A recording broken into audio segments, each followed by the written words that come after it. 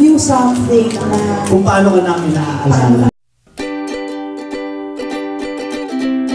Nitong nakaraang April 13, ay ipinagdiwang ng beteranang aktres at komedyante na si Nova Villa ang kanyang ika-78th birthday. Isang surprise birthday celebration ang inihanda ng mga nakasama niya sa industriya, partikular na sa sitcom na Home Along the Riles ng ABS-CBN.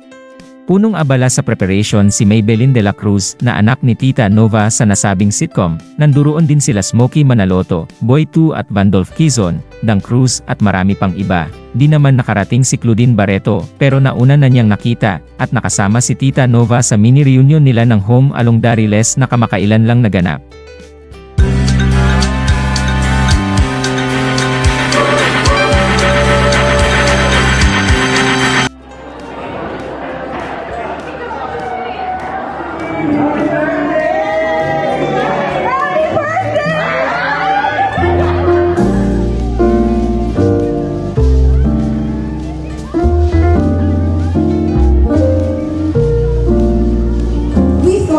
give you something na Kung paano ka namin naaalala. Sa aking brush at sa aking makeup. Para maalala mo si Roxanne. Kahit anong binyag ng anak ko. Kada isang ulam, isang sulpot. Ang laging dala-dala ni Tita Nova ay Narcissus. Marami ako naman, isang bombilya.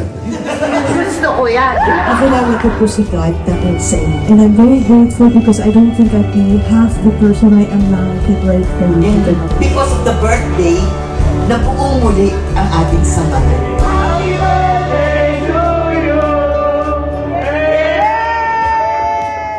Kami kasing pamilya talaga eh. They're very happy.